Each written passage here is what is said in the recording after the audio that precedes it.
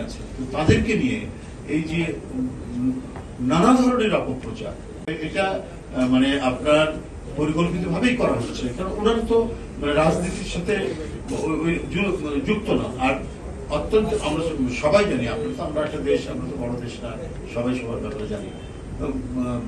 মানে ভাবি ডাক্তার জুবাইদুর রহমান খুবই একজন সৌজন্য বোধ সম্পন্ন, নম্রতা যার আচরণ, এই ধরনের মানুষ। ব্যারিস্টার জাইমা রহমান কেবল সে মানে আইনি পরীক্ষায় উত্তীর্ণ হয়েছেন, ব্যারিস্টার হয়েছেন, উনি এগুলো নিয়ে আছে। তো তাদেরকে নিয়ে এই যে নানা ধরনের অপপ্রচার, তো এটা তো মানে মনের মধ্যে কোনো ধরনের কুটিলতা বা মানে কুচক্রী মহল ছাড়া এটা কেউ করতে পারে না, এবং তারাই উদ্দেশ্য মনে ভাবে এই জিনিসগুলো করছে। কোনো ভদ্রলোক এবং যারা সত্যিকার অর্থে লেখাপড়া এবং জ্ঞানের আলোয় আলোকিত, তারা তো নানা বিষয় নিয়ে ফেসবুক একটি গণমাধ্যম আলোচনা। আমরা যেমন ডক্টর আলী রিয়াজের লেখা পড়ি, আমরা পৃথিবীর বিখ্যাত দেশ বিদেশের প্রখ্যাত লেখকদের বিভিন্ন কলাম, তাদের প্রবন্ধ, তাদের রচনা আমরা পড়ি।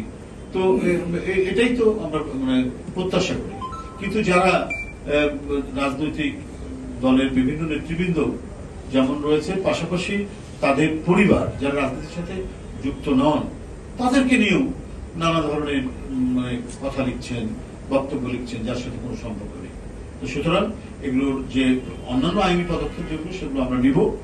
আর এটা সবচেয়ে বড় ব্যাপার হচ্ছে, আপনাদের মাধ্যমে এটা বারবার মানে বলা হলে মানুষের মধ্যে যে ধোঁয়াশা বা বিভ্রান্তি, সেটা থাকবে না, সেটা কেটে যাবে। সেটা পরিষ্কার করার জন্যই আমরা আপনাদের সামনে আজকে এই বিবৃতিটা তুলে ধরলাম। আপনাদের সকলকে ধন্যবাদ।